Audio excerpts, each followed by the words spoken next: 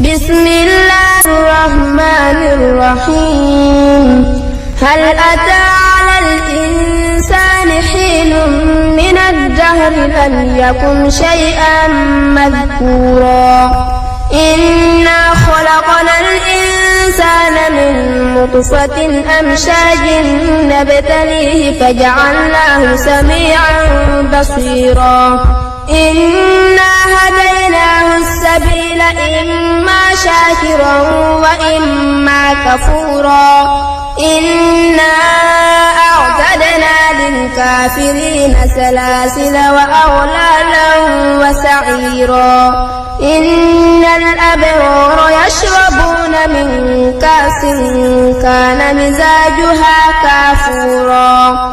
عينا يشرب بها عباد الله يفجرونها تفجيرا يوفون بالنذر ويخافون يوما كان شره مستطيرا ويطعمون الطعام على حبه مسكينا ويتيما واسيرا إنما نطعمكم لوجه الله لا نريد منكم جزاء ولا شكورا إنا نخاف من ربنا يوما عبوسا قمطريرا فوقاهم الله شر ذلك اليوم ولقاهم نضرة وسرورا وجزاؤهم بما صبروا جنة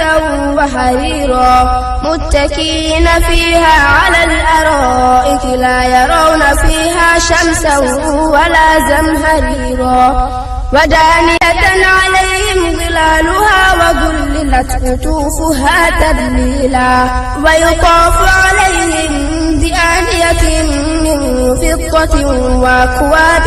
كانت قوارير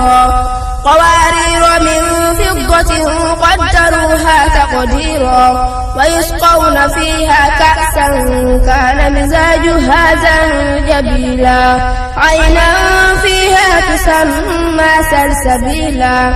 ويطوف عليهم ولدان مخلدون إذا رأيتهم حسبتهم لؤلؤا منثورا وإذا رأيت ثم رأيت نعيما وملكا كبيرا عاليهم ثياب سندس خضر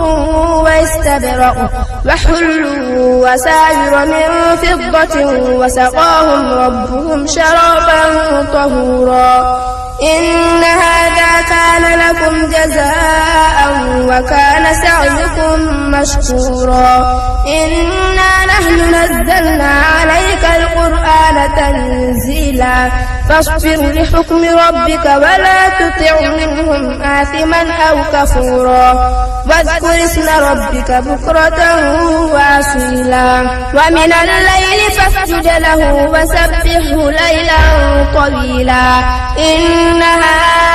هؤلاء يحبون العاجلة ويذرون وراءهم يوما ثقيلا نحن خلقناكم وشددنا أسرهم وإذا شئنا بدلنا أمثالهم تبديلا إن هذه تذكرة